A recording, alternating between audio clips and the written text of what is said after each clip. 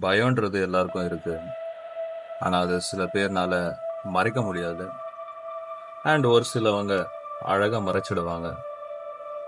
நம்ம பயத்த பார்த்து நம்ம பயந்து ஓடலாம். இல்ல அத ஃபேஸும் பண்ணலாம். எனக்கு ஹைட்டுனா பயம். ஆனா, அத நான் தினமும் ஃபேஸ் பண்ணுவேன். ஏன்னா, அது என்னோட ஒரு முக்கியமான டியூட்டில சம்மந்தப்பட்டிருக்கு. ஸோ, நான் இப்போ என் பயத்த ஃபேஸ் பண்ண கிளம்பிட்டேன்.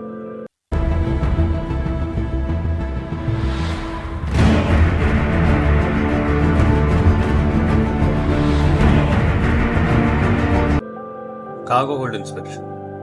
ஒரு செகண்ட் ஆஃபீஸரா நான் தினமும் கார்கோ ஹோல்ட் இன்ஸ்பெக்ட் பண்ணணும். டியூட்டின்னு வந்துட்டா நான் என்னைக்கும் பின் வாங்குறதே கிடையாது. அதனால கிராஸ் டெக் லேடரை இப்போ நான் ஏற போறேன்.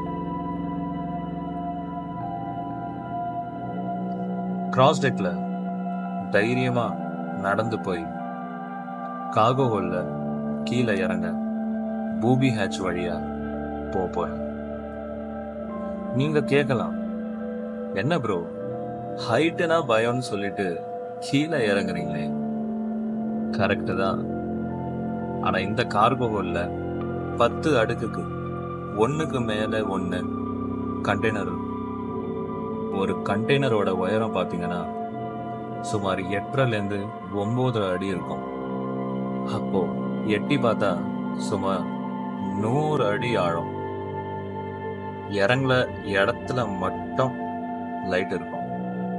அப்புறம் கம்ப்ளீட்டா இருட்டுதான். நான் டார்ச்சை ஆன் பண்ணிட்டு மேலேந்து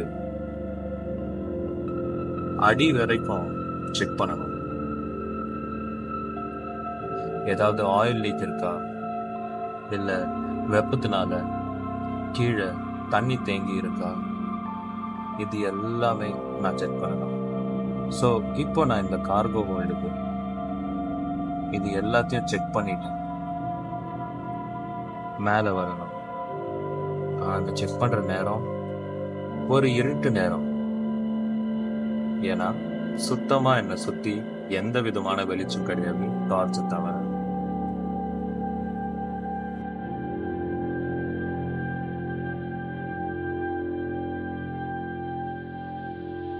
இப்போ நான் இந்த கார்கோ ஹோல்ட இன்ஸ்பெக்ஷன் பண்ணி முடிச்சிட்டேன். ஆனா இந்த மாதிரி ஒரு 9 கார்கோ ஹோல்ட் இன்னும் இருக்கு. அதெல்லாம் முடிக்கும் போது அப்பாடா முடிச்சுட்டேன்டா அப்படின்ற மாதிரி இருக்கும். உங்களுக்கும் இந்த மாதிரி ஏதாவது பயம் இருந்தா கண்டிப்பா கமெண்ட் பண்ணுங்க. அதுல இருந்து எப்படி மீண்டு வரலாம் அப்படின்றது கண்டிப்பா எதனாச்சு ஐடியா நான் சொல்றேன். Until then, bye, take care, and அடுத்த வீடியோல கண்டிப்பா சந்திப்போம்.